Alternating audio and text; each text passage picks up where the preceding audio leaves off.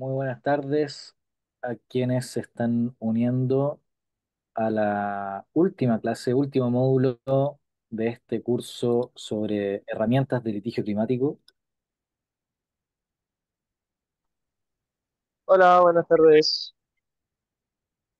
Hola Cristóbal, vamos a dar un par de minutos más aún para esperar a quienes vienen llegando. No sé si les parece unos 3 minutos más y damos inicio. Sí, perfecto, no hay problema. Sí, gracias, Marcos. Y yo aprovecho estos minutitos de gracia también para avisar que con toda la pena del mundo, yo también voy a tener que salirme un poco antes. Tuve una reunión que no pude mover, pero se van a quedar en buenísimas manos con Carla. Ella es una súper experta, es todo un honor tenerla hoy aquí y aprovecho también pues para darle las gracias en este foro por haber aceptado la invitación a hablar de los temas, de los casos de Ecuador. Y bueno, pues se quedan en buenísimas manos. Yo también me despido de todas y todos ustedes en este último día de la clase y decirles que ha sido como todo un gusto y un honor haber estado con ustedes en este proyecto de uso socioambiental. Muchas gracias, Giselle. Gracias, Giselle. Muchas gracias, Giselle. No, pues gracias a ustedes, de verdad, siempre es un placer colaborar con estos proyectos y pues con una trinchera tan importante como lo es siempre la educación. Entonces, pues ha sido un deleite. Bueno, vamos todavía a un minuto adicional que sigue uniéndose los participantes de este último y tercer módulo de herramientas de litigio climático. Pronto comenzamos.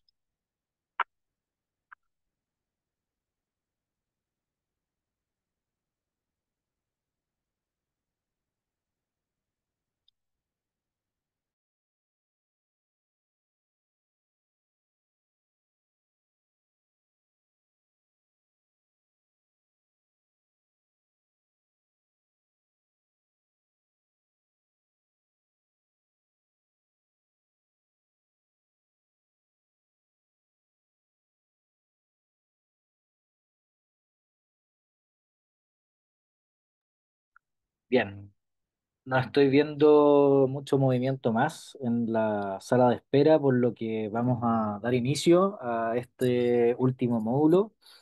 Recordemos que los módulos anteriores trataron sobre una panorámica general en relación al concepto de litigio climático. Pudimos ver la plataforma del litigio climático para América Latina y el Caribe. La sesión pasada pudimos conversar con Nora Cabrera sobre casos paradigmáticos de México y en esta oportunidad tenemos a la experta Carla Luzuriaga. Ella es abogada ecuatoriana especializada en derechos humanos y derechos de la naturaleza.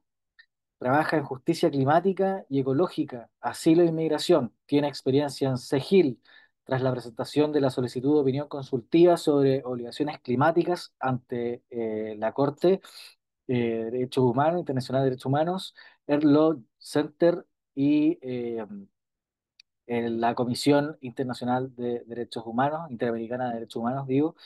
Fue investigadora asociada del Centro de Estudios de Derecho y Cambio Climático de la Universidad de Valparaíso y actualmente es consultora jurídica para la Fundación Naturaleza y Cultura Internacional y también asesora pro bono de la Plataforma de Litigio Climático de la América Latina y el Caribe para la jurisdicción de Ecuador. Por lo tanto, doy la palabra a Carla, que nos va a conversar sobre casos paradigmáticos de Ecuador en esta materia tan importante para nuestra región y para nuestro país también.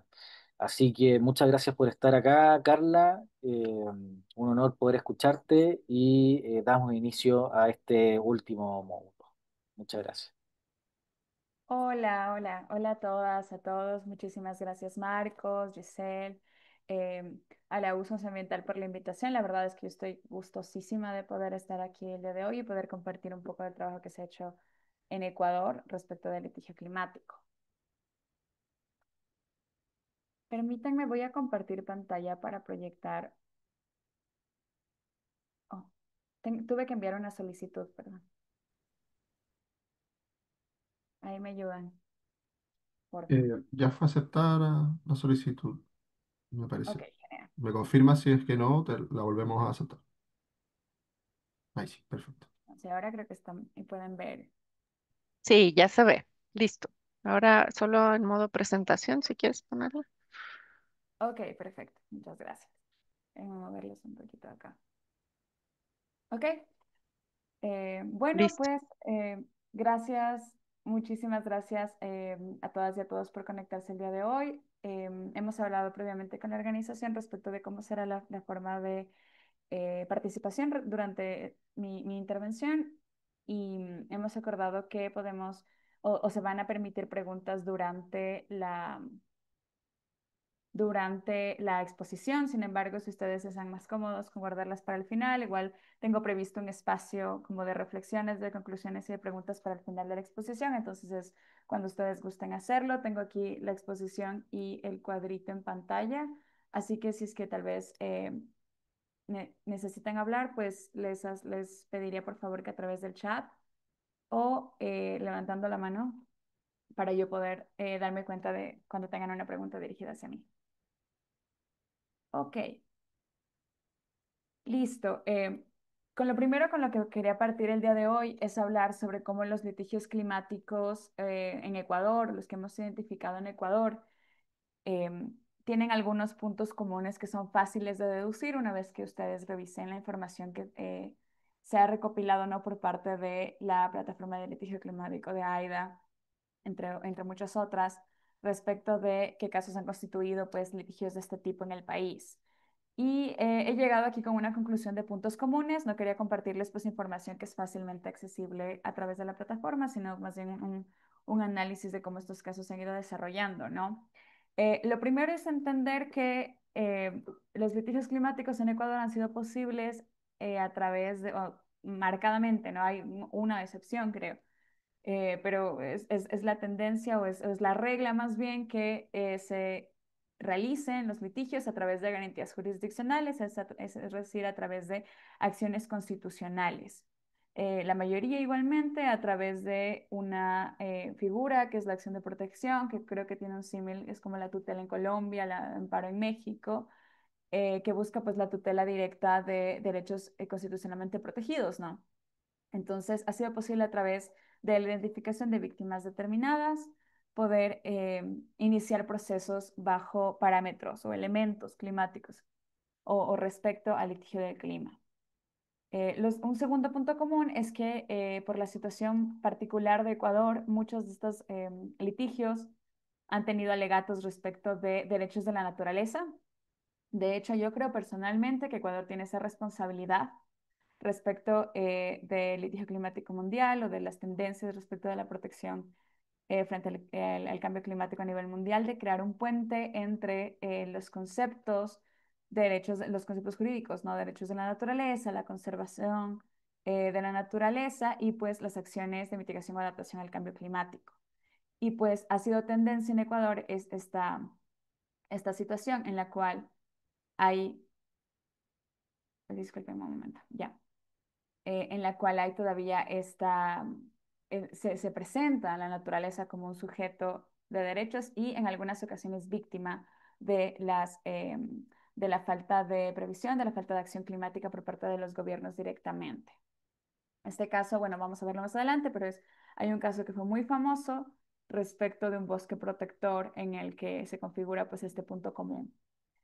Un tercer punto común es que nosotros litigamos mucho utilizando el principio precautorio y entendiendo el cambio climático o a los efectos del cambio climático como escenarios determinantes para poder partir de este principio precautorio. Muchos van a ver ustedes cuando revisen los casos de Ecuador que muchos de los litigios sobre clima que se hacen acá están relacionados al extractivismo al modelo extractivista que tenemos en Ecuador. Ecuador es un país petrolero y por lo tanto la articulación que se ha tenido por parte de los grupos que han accionado los litigios sobre el clima en Ecuador han estado vinculados pues a el principio precautorio y de hecho nosotros hemos tenido esta situación en la cual a través de jurisprudencia están desarrollados estándares del principio precautorio que nos han permitido también entender al cambio climático, ya digo, como este escenario eh, que tiene que ser considerado para las acciones públicas respecto del ambiente y la naturaleza.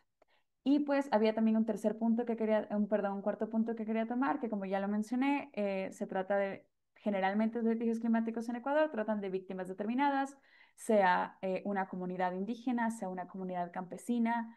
Hay un par de excepciones, pero siguen siendo por la naturaleza de las acciones que se han presentado, como por ejemplo una acción pública de inconstitucionalidad que tiene efectos más generales. Incluso en los casos en los que se habla de derechos de la naturaleza, siempre se ha delimitado al sujeto a un ecosistema, eh, a un ecosistema, a un río, etcétera. Entonces, siempre ha sido muy específico, ¿no? No hemos tenido sentencias, no hemos tenido procesos y no hemos tenido sentencias que hablen de o que hagan litigio climático en nombre de los derechos o de los impactos sobre el clima que puedan tener en víctimas indeterminadas.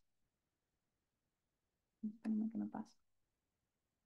Ok, entonces, espérame que está, creo que ahí no se mueve. Sí, ahí está perfecto. Ok, entonces, mil disculpas, déjenme rápidamente acá cerrar esto. Respecto del litigio climático en Ecuador, las tendencias que se han identificado, por cuanto dentro de mi punto de vista al menos, el litigio climático en Ecuador no comparte las mismas características que ustedes van a encontrar en el concepto riguroso del litigio climático europeo, por ejemplo. Inclusive con muchos países de latinoamericanos. O sea, tienen muchísimas características propias y eso nos permite establecer pues tendencias específicas respecto de cómo se litiga el caso sobre cambio climático en Ecuador, ¿no? Y una tendencia marcada es que muchos de estos litigios tienden a la conservación como una medida de adaptación respecto del cambio climático. Nosotros, nuestra constitución protege, o más bien se adelanta en algunos sentidos y protege a los ecosistemas vulnerables. Es la terminología que usa la constitución, ecosistemas frágiles y vulnerables, y les brinda una protección adicional a la que puede obtenerse respecto de los derechos de la naturaleza, ¿no? Y pues se han utilizado en Ecuador a través del litigio climático el articulado constitucional para poder hablar de la conservación como una medida de adaptación. Y esa ha sido una tendencia que se ha visto a través de las reiteradas sentencias o fallos de tribunales que se ha conseguido en el litigio climático en Ecuador.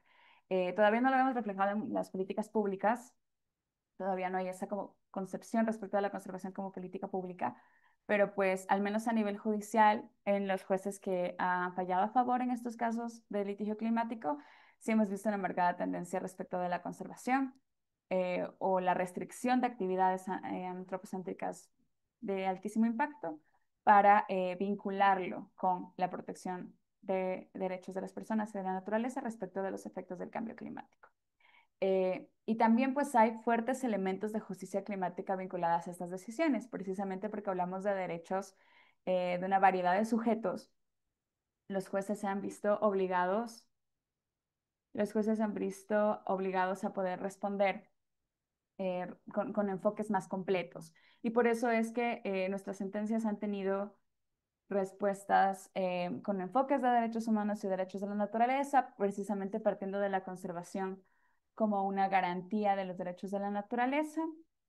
Y también hay también marcadas sentencias reparatorias que buscan la reivindicación de las personas, comunidades, pueblos indígenas que y reconocen desproporcionadamente cómo son afectados por el cambio climático. ¿No? Hemos tenido sentencias que no solamente hablan de las violaciones como efectos. Permítanme un momento nada más. Voy a dejar de compartir pantalla porque me están llegando acá.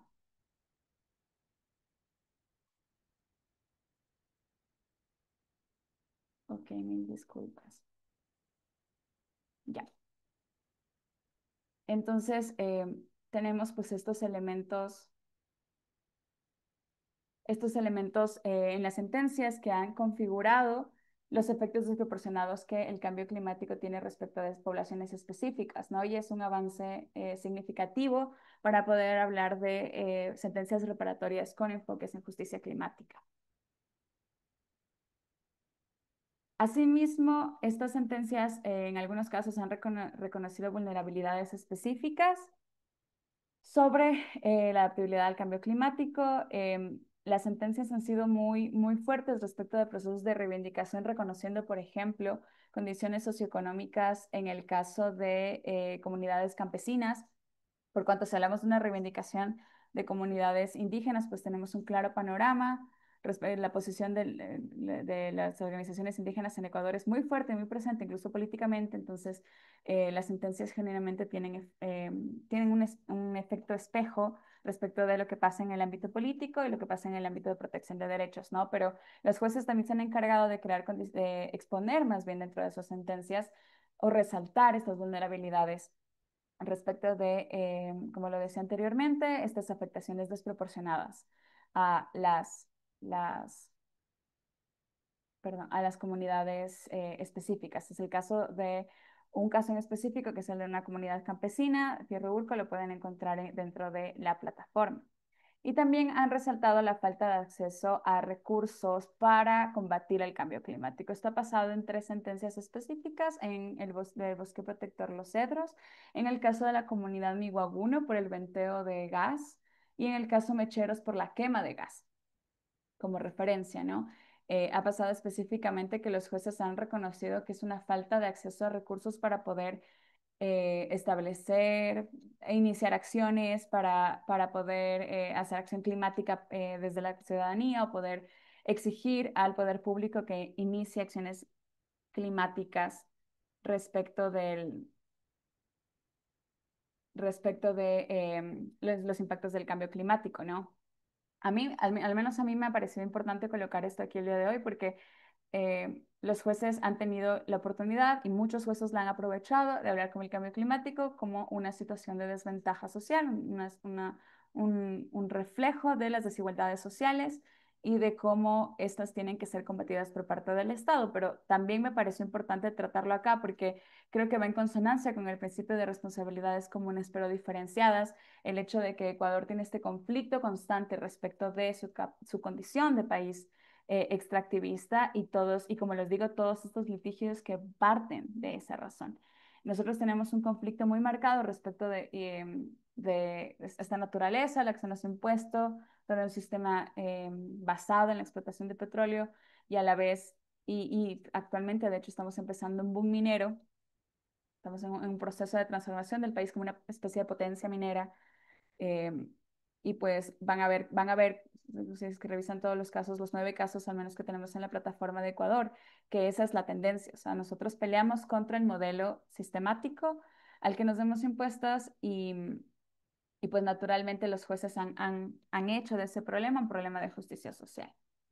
Los jueces también, o al menos las sentencias también, son muy específicas a la hora de la situación geográfica de los casos y esto va en vinculación a lo que estaba diciendo anteriormente, por cuanto muchos jueces han reconocido esta dinámica del derecho del oprimido, en el cual el litigio climático en Ecuador al menos se da a través de vulnerabilidades tradicionalmente marginalizadas. He puesto aquí la etiqueta de situación geográfica porque hablamos de zonas específicas que se han determinado sea por la política pública, o sea por su propia historia, como zonas de sacrificio. La Amazonía ecuatoriana, la Amazonía norte del Ecuador al menos es una zona de sacrificio por hecho, no por derecho, pero lo es, está declarada. Y ha sido muy importante también esta reivindicación que se da a través de las sentencias de litigio climático. Y de hecho ha permitido, ya lo vamos a ver más adelante, pero ha permitido que las comunidades puedan iniciar acciones de acción política a la par del cumplimiento de estas sentencias, ¿no? Y por lo tanto, considero yo ha cambiado la narrativa en la cual el Ecuador ve esta condición de un país extractivista a través de la, no sé, la puesta en escena, la exposición de este tipo de conflictos que ocurren en estas zonas geográficas específicas. Eh, así también la justicia en Ecuador, bueno, en el caso del tercer punto que estoy tratando acá, es solamente la Corte Constitucional, en el caso de la sentencia de Los Cedros, pero habla de una necesidad de política de adaptación justas y equitativas respecto del cambio climático como conflicto. Y pues, pese a que no determinó cómo deben marcarse las líneas de acción climática gubernamentales, pues sí, la Corte desarrolló esta necesidad de reparación a través de la creación de estas políticas con enfoques que permitan una transición ecológica justa y justicia climática en general.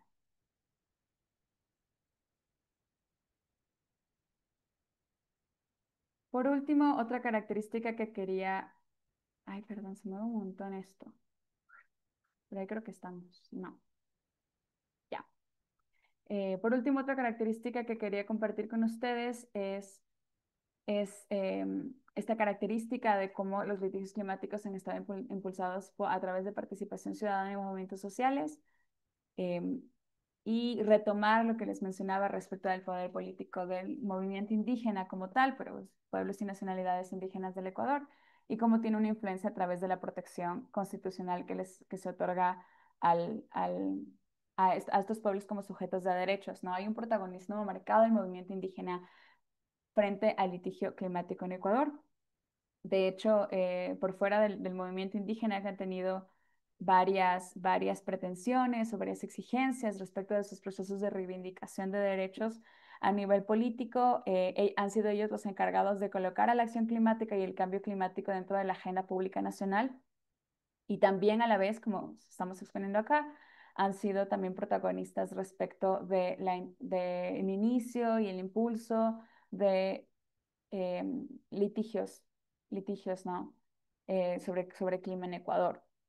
Pero también hay un caso de los colectivos sociales relacionados a justicia climática que no le he podido compartir el día de hoy porque todavía nos falta información, pero estamos trabajando para colocarlo en la plataforma y es el caso de el Yasuni ITT, el Yasuni Xpingu Tiputini Tambococha, que seguramente escucharon de él si es que se mueven en el medio y es el proceso detrás de la consulta popular nacional que evitaba la explotación petrolera en un bloque muy pequeño dentro de la Amazonía, de la Amazonía del Norte en Ecuador y que de hecho revivió la condición o revivió la discusión pública respecto a esto que les menciono de Ecuador como país petrolero y Ecuador como país extractivista. Ahora tenemos un conflicto socioambiental muy marcado por la transición de país petrolero a país minero y van a poder ver una vez que revisen pues los procesos vinculados a estas sentencias que el mérito, el protagonismo está vinculado a la acción activista, como la verdad es que es bastante tendencia, ¿no? En la región y en el mundo. Y por último, también quería mencionarles otro punto clave respecto de cómo se litiga sobre cambio climático en Ecuador y es que últimamente hemos visto, al menos en procesos pequeños, van a ver en el caso Fierro Urco, van a ver en el caso, y estoy hablando aquí como referencia de casos que se encuentran dentro de la plataforma, ¿no? Como una cuña para que los puedan revisar después, pero ustedes van a ver en el caso Fierro Urco dentro de la plataforma y en dos casos de... el decreto de inconstitucionalidad para la expansión de la frontera petrolera y de la frontera megaminera, que la Corte Constitucional en esos tres casos, bueno, en el primero una Corte de instancia, no de alzada, pero en los segundos la Corte Constitucional habló ya de transición energética como concepto. Si bien no estuvieron incluidos dentro del proceso porque ambas eran acciones públicas de inconstitucionalidad y tenían, o sea, el objetivo era expulsar un decreto que permitía ampliar estas fronteras, pero pues la Corte no pudo desarrollarse o darse espacio para poder hablar de transición energética, sí toca el tema en estas dos sentencias y habla mucho de la transición energética justa, del cambio de la matriz productiva, del cambio de la matriz energética y cómo son obligaciones constitucionales en Ecuador. Y esto ha permitido, estas sentencias en específico han permitido pues la exigibilidad de estas obligaciones en contextos políticos o en espacios políticos, como pueden ser ante el Ejecutivo y otras de las funciones del Estado en Ecuador. Y es más que relevante por cuanto hemos tenido un proceso de transición que se oculta y que no es parte de la, no sé, de la política nacional o no es parte de la conversación pública, el tema del agua en Ecuador. Nosotros tuvimos hasta el año pasado desde 2, 4 horas hasta 16 horas de apagones por cuanto nuestra función o nuestra energía eléctrica es hidroeléctrica. No tenemos fuentes alternativas y a causa de, entre muchas otras cosas, los efectos del cambio climático, tuvimos fluctuaciones respecto de los ciclos del agua y no se pudo dar la producción esperada, ¿no? Entonces, considero yo que es algo interesante que podamos hablar de estas sentencias, como que hablan de la figura de la transición energética y contrastarlo, ¿no? Pues con esta situación que tuvimos hace un tiempo y tengo entendido que muchas organizaciones políticas, digamos, la izquierda más delimitada que tenemos en Ecuador, de hecho, está usando estas sentencias, las acciones públicas de inconstitucionalidad sobre frontera, repito, petrolera y megaminera, para poder impulsar el debate político respecto de las responsabilidades del Estado en los apagones que vimos el año pasado. Claro, obviamente hablando de cambio de matriz, etcétera. Y vamos a hablar el día de hoy, son 9 casos que tenemos en la plataforma, no recuerdo si ya lo mencioné, son 9 casos identificados en Ecuador, esperamos que pronto podamos incluir muchos más, entre ellos el caso de la consulta popular del Yasuní, que no hemos tenido la oportunidad todavía de recolectar toda la información disponible, pero estamos trabajando en eso. Eh, Sin embargo, yo quiero hablar el día de hoy de 3 casos que son quizá eh, los ejemplos más claros de litigio climático conforme a las concepciones tradicionales, ¿no? De litigio climático como figura. El primero es, su apodo es Caso Mecheros, pero pues es un grupo de niñas versus el gobierno de Ecuador por la autorización de quema y venteo de gas en mecheros de campos petroleros en la Amazonía a través de una empresa pública que es Petroecuador. ¿Cuáles son los puntos a resaltar respecto de esta sentencia? Es que la sentencia aborda al gas natural como un combustible de transición, lo cual por sí es problemático. Tenemos un conflicto en etiquetar, es una especie de greenwashing, no hablar del gas natural como un combustible de transición, pese a que no hay una política pública de transición. Y en este caso, sencillamente negligencia de esta empresa, Petroecuador, el venteo y la quema de gas en mecheros en lugar de su aprovechamiento, tal vez, ya que nunca se discutió la, nunca se discutió la explotación petrolera per se, sino más bien como estos residuos de la explotación, que es el gas natural, y cómo tenían que haberse tratado. Lastimosamente, a nivel de instancia, las cortes nosotros estamos divididos por provincias, en esta provincia determinó pues que el gas natural debería ser combustible de transición y por lo tanto en la sentencia la Corte Provincial lo que hace es una sugerencia respecto de cómo constituye ya un acto reparatorio y permite al Ecuador cumplir con sus obligaciones, utilizar ese gas, que es de hecho una de las peticiones que tenían las niñas que presentaron son 9 niñas que presentaron esta acción de protección, entonces se cumplía de alguna manera el objetivo o la pretensión que estaba detrás de esta acción. En esta sentencia también se menciona, aunque no es determinante para la decisión final, pero los jueces hablan de las emisiones en la Amazonía ecuatoriana como un punto desatendido o son una acción que desatiende la determinación nacional, perdón, la determinación de contribuciones nacionales ecuatoriana y otros compromisos climáticos respecto de la Convención Marco de Cambio Climático y las obligaciones que Ecuador tiene también a nivel constitucional respecto al cambio climático. Entonces, hay esta determinación, pero sin embargo, al momento de sentenciar, los jueces no ordenaron ninguna medida relacionada a este pensamiento que se tuvo durante la sentencia.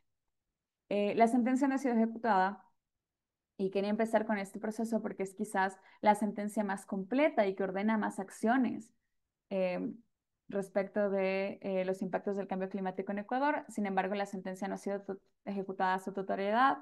Cierran y abren mecheros conforme es la voluntad de Petroecuador, entonces no hay un cumplimiento continuo, ¿no? De la sentencia, pero las accionantes han hecho procesos de seguimiento ante las autoridades judiciales correspondientes y han tenido algunos avances. Sin embargo, la situación de los mecheros en la Amazonía sigue. Y eso es algún detalle que tal vez me faltó hablar antes, pero sí tenemos un problema de ejecución de sentencias. Los conflictos tal vez o las sentencias tal vez no se ordenan de la manera en la que puedan ser ejecutables a largo plazo y por lo tanto necesitamos muchísimos recursos, gente y tiempo para poder estar detrás de su cumplimiento. Pero bueno, ese es el caso con este caso específicamente. Sin embargo, y como digo, algo que yo valoro mucho en los litigios climáticos como métodos de incidencia es que permiten colocar en la discusión pública, en la discusión política, el tema del cambio climático y el tema de los impactos que tiene en comunidades y en la naturaleza, ¿no? Entonces tenemos que este caso en específico se presentó ante, se presentó ante la Asamblea Nacional, que es un proceso de fiscalización a Petroecuador por el no cumplimiento de esta, entre muchas otras sentencias que tienen contra por negligencia, aunque no necesariamente relacionadas a cambio climático.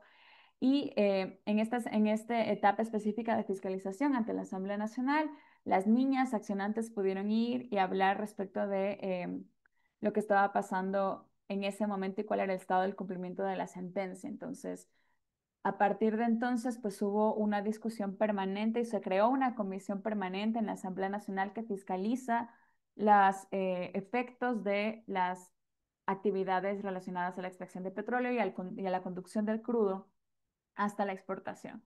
Entonces, si bien fue un efecto paralelo de esta sentencia, se logró que se creara esta comisión de fiscalización que de hecho creo que este año presenta su primer informe por un año de funcionamiento y que permite pues a nivel político y de fiscalización a la Asamblea Nacional como el primer órgano de representación discutir este tema, discutir el tema de la extracción de petróleo y en paralelo pues cómo se aprovechan otros combustibles o cómo se tratan otras emisiones o cuáles son las responsabilidades de Ecuador respecto de las emisiones de gases de efecto invernadero, ¿no? Una segunda sentencia, perdón, un segundo caso que encaja en esta determinación de casos paradigmáticos de litigio climático es el caso, el apodo es Comunidad Miguaguno, pero lo van a encontrar como organizaciones, porque se presentó a través de organizaciones sociales, entre ellas Acción Ecológica y Comunidad Indígena, que es la comunidad indígena de Miguaguno, versus una petrolera privada por quema y venteo de gas en campos petroleros en la Amazonía ecuatoriana. Y esto fue el principal hito de esta sentencia es que pese a que en Ecuador nosotros podemos presentar acciones judiciales, acciones de protección específicamente en contra de particulares que causen un gran efecto, pues su principal objetivo es contrarrestar vulneraciones que ocurren desde el poder público. En este caso en específico se habló de la responsabilidad de capitales privados o de empresas privadas respecto de las emisiones. Entonces, hubo como este primer acercamiento a las responsabilidades no solamente de entes privados, sino las responsabilidades de empresas y los vínculos con derechos humanos para el ejercicio de sus actividades, en este caso en específico. Lastimosamente, la autoridad judicial encontró que Petrooriental, es el nombre de la petrolera, estaba dentro, las emisiones que causaba estaban dentro de los parámetros ecuatorianos de emisiones, es decir, la cantidad de emisiones que causaba eran suficientes para no considerar una vulneración, estaban regladas, eran legales y por lo tanto no había vulneración según la autoridad judicial y pues no hubo una vulneración específicamente respecto de los derechos de la naturaleza. Otras vulneraciones respecto al derecho de salud, contaminación de aire y demás sí se declararon, pero lastimosamente la acción fue abandonada en segunda instancia cuando se buscaba por parte de la comunidad, cuando se buscaba ampliar las medidas de reparación que se habían ordenado.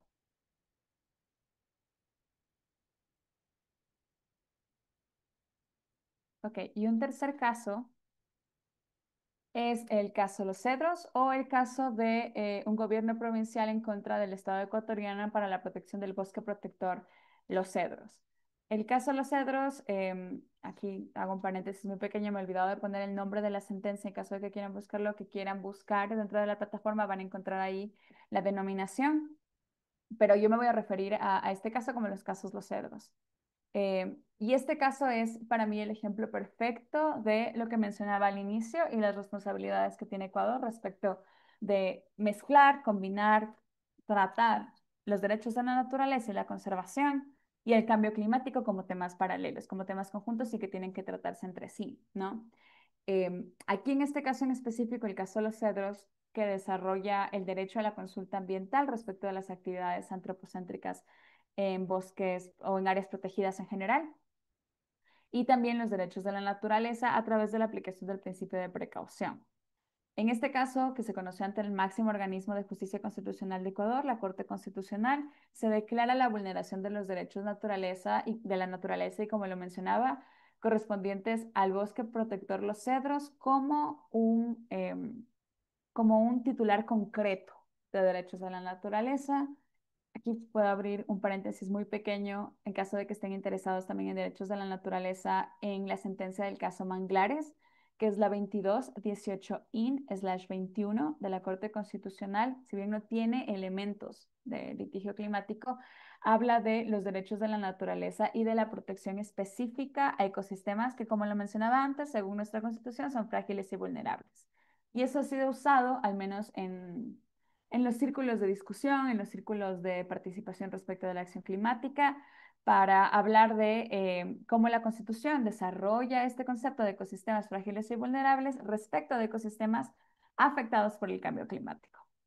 De hecho, sé que en Ecuador se están preparando acciones parecidas. Si ustedes revisen, por ejemplo, el caso Fierro Urco, que es un caso que trata sobre páramos, esa es la teoría y esperamos pues que la Corte Constitucional decida a favor. La teoría es que tú tienes unos ecosistemas que están reconocidos como frágiles y vulnerables y la Corte tiene que hacer el trabajo de razonamiento de que la vulnerabilidad es a causa del cambio climático. Los páramos, otros ecosistemas sumideros de carbono, pero que también son especialmente vulnerables en contraposición a otros, a los efectos que puede haber del cambio climático, ¿no? Entonces, lo que hizo la Corte Constitucional en el caso de Los Cedros fue decir, este bosque protector es titular concreto y a él se le otorgarán estas protecciones para garantizar sus derechos. Entre ellas, entre ellas, la Corte Constitucional ordena, si bien prohíbe de una instancia cualquier actividad antropocéntrica por fuera de las que están reguladas ya por la ley y la Constitución, sí especifica, porque esto no está regulado en ningún lado, que tienen que considerarse factores vinculados al cambio climático para los planes de regulación y manejo de estos bosques. Específicamente el bosque protector de Los Cedros, pero como lo digo, por analogía puede ser usado en cualquier área protegida. Entonces, esto es importantísimo, ¿no? Pues porque se determina que el cambio climático es, y naturalmente lo es un factor de impacto, es un factor de deterioro ambiental, es un factor que genera vulneraciones a los derechos de la naturaleza y a través de los planes de manejo tienen que considerarse estos criterios para poder así lograr una protección eficaz del ecosistema titular de derechos. Bueno, en el caso de los cedros también se declaró vulneraciones al derecho al agua y al ambiente sano de las comunidades aledañas al bosque protector de los cedros. Este caso no fue solo sobre derechos de la naturaleza, pero a las personas también se les vincula el derecho a un ambiente sano con los efectos del cambio climático. Aunque esto no fue determinante dentro de la sentencia, pero la Corte en su raciocinio, en su obiter, sí lo desarrolla. Y por último, en el caso de los cedros, la Corte Constitucional declaró una vulneración del derecho a ser consultado sobre decisiones o autorizaciones que puedan afectar al ambiente y también estableció, como lo decía antes, ¿no? Los planes de manejo y protección tienen que considerarse a través de cuando se vayan a aplicar a los bosques protectores elementos de cambio climático. La Corte también determinó dentro del proceso que disparó después lo que ahora se discute en Asamblea Nacional, que es una ley de consulta ambiental, que se tienen que considerar entre otras causas, efectos, uy, perdónenme, que se tienen que considerar, entre otras causas, los efectos del cambio climático dentro de los planes de exploración, extracción o cualquier actividad que tenga impacto ambiental. Lo que hace la Corte aquí es hablar de el impacto ambiental como un resultado no únicamente como del factor de la actividad que se vaya a consultar, sino de otros factores que pueden ser las debilidades del ecosistema, las condiciones socioculturales de la comunidad, es decir, una comunidad que no es indígena, pero tiene un vínculo con el agua, tienes que considerar cuáles son los efectos de mover el cauce de un río, por ejemplo. Y también incluye dentro de estas cosas a considerarse para poder consultar a una comunidad el cambio climático.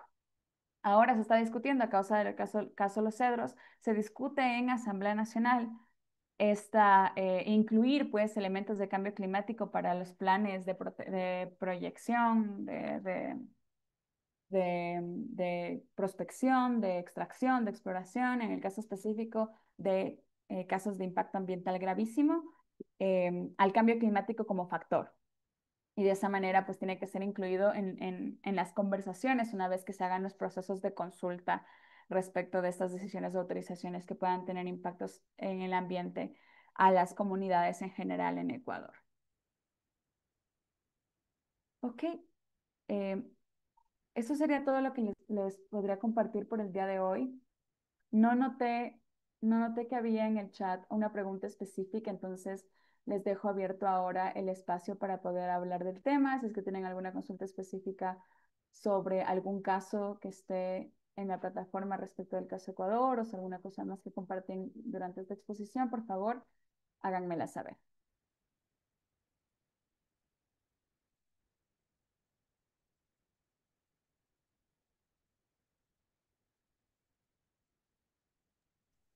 Al menos por mi lado todo claro. Muy buena presentación.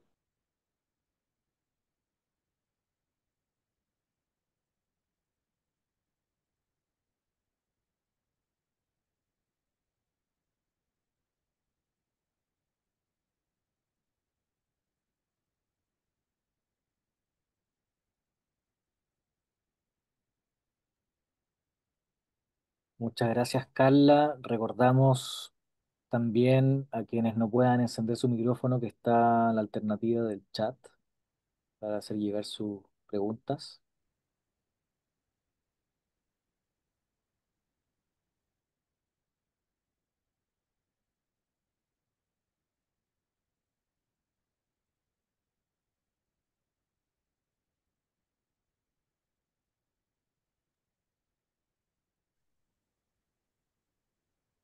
Bueno, parece que al contrario de las... Ahí hay una pregunta de Andrés. Por Sí, favor, si gracias, puede... Carlos.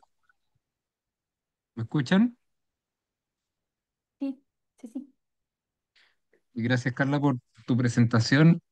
Quizás quizás lo dijiste y me lo salté, pero respecto sobre todo de los conflictos que se dan en el marco de la transición energética o como en ese ámbito, si es que en el caso ecuatoriano, qué tan explícita o qué tan agresiva es la política pública, digamos, porque a mí me da la impresión de que en Chile, el aspecto distributivo de la justicia climática se da por sentado ante el peso de la política pública, ¿no? Y de la postura del gobierno respecto de eso. Entonces es difícil traerlo a colación cuando los proyectos se están siempre justificando como una bajada de algo que está determinado por cuestiones como la ampliación el plan de expansión del sistema de transmisión o el tema de la descarbonización, ¿no? Entonces, como para tratar de comparar un poco escenarios, ¿no? Entre Ecuador y lo que vivimos en Chile. Ok, muchísimas gracias por tu pregunta, Andrés. Yo diría que la transición energética en Ecuador es una discusión todavía precaria. Como lo mencionaba antes, o sea, tuvimos un primer encontrón con la necesidad de hablar de la transición, al menos energética, respecto de nuestro sistema de dependencia de hidroeléctricas apenas el año pasado. Entonces, la verdad es que si bien ha habido conversaciones ya de una primera instancia, ya se ha hablado a través de la política pública, recién este año actualizamos nuestra NDC, nuestra segunda NDC. Entonces, la verdad es que no hay como tal una política marcada sobre la transición. Sin embargo, sí hay una política marcada respecto de este cambio o esta alternativa de país petrolero a país megaminero. Entonces, porque me llamó mucho la atención la palabra que usaste respecto de qué tan agresiva es la política, o qué tan explícita es la política. En el caso del extractivismo es muy explícita. En el caso de las acciones de remediación respecto de la transición, no hay nada marcado. Todavía se está trabajando a nivel político en altas esferas, pero todavía se está trabajando en planes que puedan ser ejecutados a nivel nacional y que vayan en concordancia con nuestros planes de desarrollo.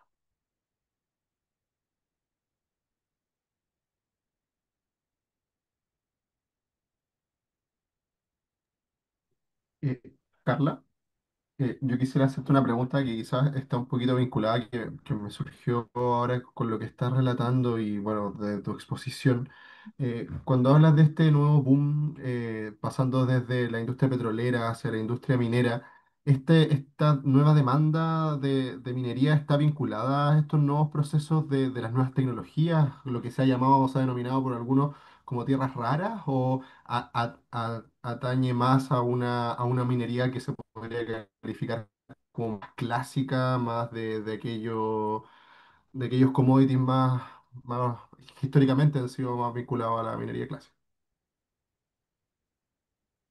Ok, me dijiste al final minería de clase o minería clásica, perdón, no te escuché. No, clásica, clásica, clásica. Como Ok. la... Sí, bueno, Ecuador no tiene una historia de minería. Yo entiendo que su primera referencia pues es el país que ustedes habitan. Nosotros no somos un país minero, ni siquiera con el potencial minero que podría tener un país como Chile, por ejemplo. Los minerales de hecho son muy cortos.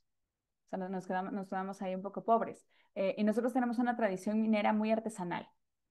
Sin embargo, las acciones que se han iniciado, que ustedes van a encontrar en la plataforma respecto de la expansión de la frontera megaminera o de casos específicos sobre concesiones mineras, responden 100% como tú lo dijiste, actividades de minería clásica, extracción de cobre a lo mucho, oro y plata, o sea, no pasa de ahí, no tenemos más minerales para extraer.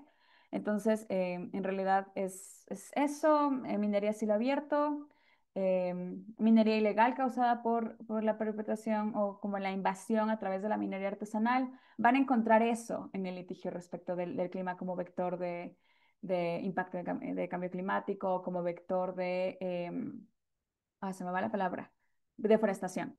Van a encontrar eso en los litigios climáticos sobre minería en Ecuador.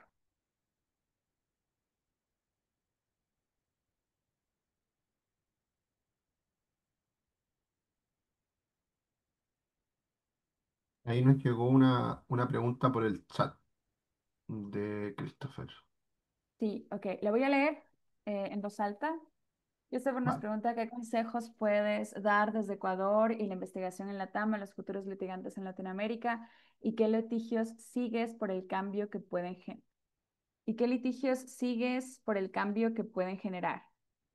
Am, ok, creo que la segunda pregunta está muy interesante. La primera sería que si bien estamos bombardeados respecto de la información que podemos recibir de otras latitudes sobre cómo se litiga acción climática en Europa, por ejemplo, o en Norteamérica, yo sí tomo como una premisa personal y lo puedo dar como consejo que consideremos nuestras condiciones específicas antes de iniciar un litigio o al momento de querer posicionar dentro de un litigio o una causa específica. Y con esto me refiero a que nosotros somos latinoamericanos, nosotros nos atraviesan situaciones muy distintas a las que puedan atravesar países en otras latitudes. Y si bien la causa es común, este principio que yo respeto mucho, y de hecho también es una prima para mí, que es tenemos responsabilidades más que diferenciadas y marcadas, incluso entre los propios países latinoamericanos. Yo no puedo comparar, por ejemplo, las emisiones de Brasil con las de Ecuador. Entonces a mí me toca trabajar con lo que yo tengo. Si yo tengo una política o tengo un litigio, un estado ausente, unas zonas tradicionalmente sin representación política, que son zonas de sacrificio, si tengo un estado, incluso considerar hasta la corrupción, por ejemplo, dentro de los procesos de litigio para poder conseguir resultados más efectivos a través de, no sé, reparaciones que tengan que ver con la transparencia, con la publicidad, etcétera. Entonces, ese sería como el principal consejo que podría dar. Ten una consideración de tus contextos, sobre todo si eres un litigante que está iniciando, ten consideración del contexto y camina muy de la mano de las personas que han defendido el ambiente y sus territorios tradicionalmente en la región. Y la segunda pregunta entiendo que es, ¿qué litigios se siguen por el cambio que puedan generar? Bueno, yo sigo muy de cerca litigios respecto de derechos de la naturaleza. Creo firmemente en el movimiento de los derechos de la naturaleza como una especie de impacto transformador respecto de nuestro vínculo con el planeta y por lo tanto, si monitoreo casos relacionados o litigios relacionados a procesos transformadores, pues creo que los derechos de la naturaleza es algo que siempre tenemos que tener en el radar.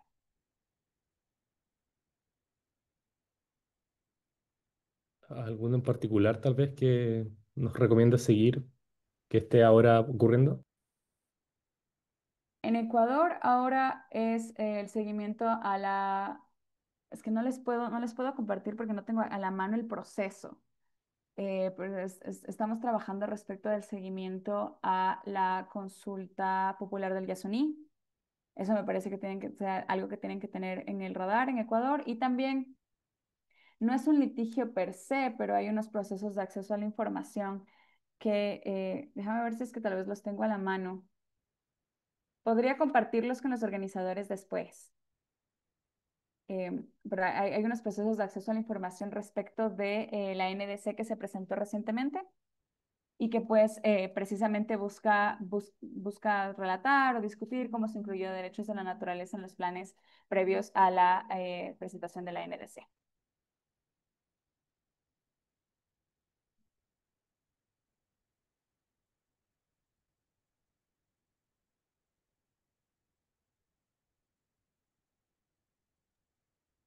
Muchas gracias, Carla. Bueno, parece que ahora sí nos acercamos al final, salvo que haya alguna pregunta más.